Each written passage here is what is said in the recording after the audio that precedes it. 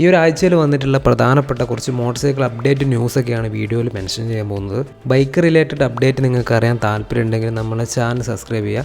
ഇനി വരാൻ പോകുന്ന ബൈക്കിനെ കുറിച്ചും ബൈക്കിൻ്റെ പ്രൈസ് കുറഞ്ഞാൽ അതുപോലെ തന്നെ കൂടുന്നതിന് മുമ്പൊക്കെ നമ്മൾ വീഡിയോയിലൂടെ മെൻഷൻ ചെയ്യാറുണ്ട്. അതുവഴി കുറച്ച് പേർക്ക് യൂസ്ഫുൾ ആയിരിക്കും ബൈക്ക് എടുക്കാൻ പോകുന്നവർക്കൊക്കെ.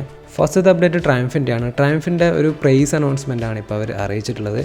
ട്രയംഫിൻ്റെ 350cc മോഡലിലേക്ക് പ്രൈസ് കൂടാൻ പോവുകയാണ്. ജൂൺ 1 തൊട്ട് ട്രയംഫിൻ്റെ എല്ലാ 350 റേഞ്ചിലുള്ള ബൈക്കും സ്പീഡ് 350, സ്ക്രാംബ്ലർ, ട്രക്സ്റ്റൺ, ട്രാക്കർ ഇതിൻ്റെയൊക്കെ മോഡലിലേക്ക് പ്രൈസ് കൂടും. ഏകദേശം 5000 റുപ്പീസ് തൊട്ട് 7000 റുപ്പീസ് വരെയാണ് വണ്ടിയുടെ പ്രൈസ് കൂടാൻ പോകുന്നത്. അപ്പോൾ നിങ്ങൾ എടുക്കാൻ പോകുന്ന ആൾക്കാർ ആരും ഉണ്ടെങ്കിൽ നിങ്ങൾ ഇപ്പം തന്നെ ബുക്ക് ചെയ്താൽ നിങ്ങൾക്ക് ഈ ഒരു പ്രൈസ് കുറഞ്ഞ് കിട്ടും.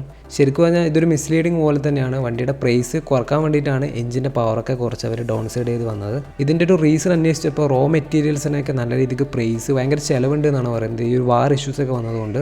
രണ്ടാമത്തെ അപ്ഡേറ്റ് റോയൽ എൻഫീൽഡിൻ്റെയാണ്. എൻഫീൽഡിൻ്റെ ബുള്ളറ്റ് 650 ഇപ്പോൾ ലോഞ്ച് ചെയ്തിട്ടുണ്ട്. വണ്ടി കുറച്ച് മുമ്പേ റിവീൽ ചെയ്തതാണ്. വണ്ടിയുടെ സ്പെക്സ് കാര്യങ്ങളൊക്കെ ഓൾറെഡി എല്ലാം റിവീൽ ചെയ്തതാണ്. ലോഞ്ചിൻ്റെ ഒരു കാര്യം മാത്രമേ ചെയ്യാനുള്ളായിരുന്നു, പ്രൈസ് അനൗൺസ്മെൻറ്റ്. വണ്ടി ഇപ്പോൾ 2 ദിവസമായുള്ളൂ ലോഞ്ച് ചെയ്തിട്ട്. 3,65,000 രൂപയാണ് വണ്ടിയുടെ ഡൽഹി എക്സ്ഷോറൂം പ്രൈസ്. മൂന്നാമത്തേത് KTMൻ്റെ പ്രൈസ് അനൗൺസ്മെൻ്റ് ആണ്. KTMൻ്റെയും പ്രൈസ് കൂടുന്നുണ്ട് കുറച്ച് മോഡലിനൊക്കെ.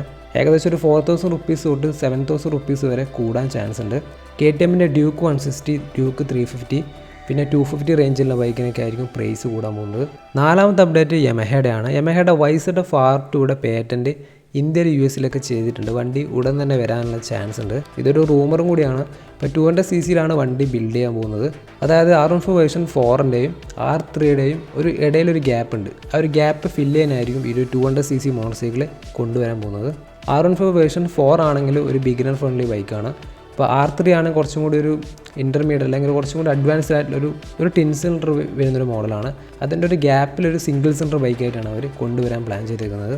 എന്തായാലും ലോഞ്ച് ഡേറ്റ് അല്ലെങ്കിൽ ലോഞ്ചിൻ്റെ ഡീറ്റെയിൽസ് ഒന്നും ഇതുവരെ വന്നു കഴിഞ്ഞില്ല. അപ്പോൾ എന്തെങ്കിലും അപ്ഡേറ്റ് വന്നു കഴിഞ്ഞാൽ വീണ്ടും നമ്മുടെ ചാനലിലൂടെ അറിയിക്കുന്നതായിരിക്കും.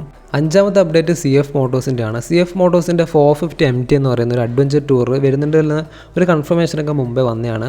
അതിനെ ബേസ് ചെയ്തിട്ടുള്ള നമ്മൾ വീഡിയോ ഒക്കെ ചെയ്തിട്ടുണ്ട് ഓൾറെഡി. പക്ഷേ അതിൻ്റെ ലോഞ്ച് കുറച്ച് ഡിലേ ആയിട്ടുണ്ട്. അതിന് മുമ്പ് ഒരു 250 റേഞ്ചിലുള്ള മോഡൽ ചിലപ്പോൾ ഇന്ത്യയിലേക്ക് വന്നേക്കാം. ഇതിൻ്റെ ഒരു റീസൺ അന്വേഷിച്ചപ്പോൾ ഇപ്പോൾ CF മോട്ടോഴ്സ് എന്ന് പറയുന്നത് ഒരു ചൈനീസ് ബ്രാൻഡാണ്. അപ്പോൾ ഇന്ത്യയിലേക്ക് വരുമ്പോൾ കുറച്ച് പ്രൊസീജിയേഴ്സൊക്കെ ഉണ്ട്. ഇന്ത്യൻ ടാക്സിൻ്റെ പോളിസിയിലൊക്കെ ചെറിയ കൺഫർമേഷൻ കിട്ടാനുണ്ട്. അതുപോലെ തന്നെ എഥനോൾ ബ്ലെൻഡിങ്ങിൻ്റെ കാര്യത്തിലൊക്കെ കുറച്ച് കൺഫർമേഷൻ അവർക്ക് കിട്ടാനുണ്ട്. പിന്നെ US, ഇസ്രായേൽ, ഇറാൻ്റെയൊക്കെ ഒരു വാർ ഇഷ്യൂസൊക്കെ ഒരു കോൺഫ്ലിക്റ്റ് ആയിട്ട് നിൽക്കുന്നുണ്ട്. അതൊക്കെയാണ് ഒരു മെയിൻ റീസൺ ആയിട്ട് വരുന്നത്. അതിന് പകരമായിട്ട് പെട്ടെന്ന് ഇന്ത്യയിലേക്ക് അവർ കൊണ്ടുവരാൻ പ്ലാനിങ് ഉള്ളത് ഒരു ക്രൂയിസർ മോട്ടോർ സൈക്കിളാണ്, ഒരു 250 റേഞ്ചിൽ. ഇതിൻ്റെ ഒരു കൺഫർമേഷൻ ഒഫീഷ്യലായിട്ടുള്ള കൺഫർമേഷൻ ഒന്നും വന്നില്ല. ഇതും ഒരു റൂമേഴ്സ് ആയിട്ട് തന്നെ ഇപ്പോൾ നിലനിൽക്കുന്നുണ്ട്. ആറാമത്തെ അപ്ഡേറ്റ് സുസൂക്കിയുടെ ഭാഗത്തു നിന്നാണ്. സുസൂക്കിയുടെ 150 റേഞ്ചിലുള്ള മോഡലിലും പിന്നെ ജിക്സറിൻ്റെ 250 മോഡലിൻ്റെയും അപ്ഡേറ്റ് ഉടൻ തന്നെ വരുന്നുണ്ടെന്നാണ് ഇപ്പോൾ റൂമേഴ്സ് ആയിട്ട് വരുന്നത്. ഒരു പുതുക്കിയ ഡിസൈനായിരിക്കും വണ്ടി ഇറക്കാൻ പോകുന്നതെന്നാണ് ഇപ്പോൾ അറിയിച്ചിട്ടുള്ളത്. ഇപ്പോൾ GSX 8S എന്ന് പറയുന്ന ഒരു മോഡലുണ്ട് ജിക്സറിൻ്റെ.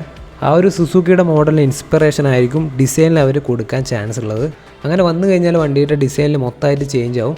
വണ്ടി കാണാൻ കുറച്ചും കൂടി ഒരു ബോൾഡ് ഡിസൈൻ, കുറച്ചും കൂടി അഗ്രസീവായിട്ട് മാറും. പിന്നെ വണ്ടിയുടെ കളേഴ്സിലൊക്കെ ചെറിയ വ്യത്യാസം ഉണ്ടാവും. കുറച്ച് യെല്ലോ കളേഴ്സൊക്കെ മിക്സ് ചെയ്ത മോഡൽ വരാൻ ചാൻസ് ഉണ്ട്. പിന്നെ UST 4ക്കും ഡുവൽ ചാനൽ ABSും എല്ലാ മോഡലിനും സ്റ്റാൻഡേർഡ് ആയിട്ട് തന്നെ കൊടുക്കാൻ പോവുകയാണ്. UST വന്നു കഴിഞ്ഞാൽ വണ്ടിയുടെ ഒരു ഹാൻഡിലിംഗ് സ്റ്റെബിലിറ്റി ഒക്കെ കൂടും, കുറച്ചുകൂടി കൺട്രോൾ കിട്ടും.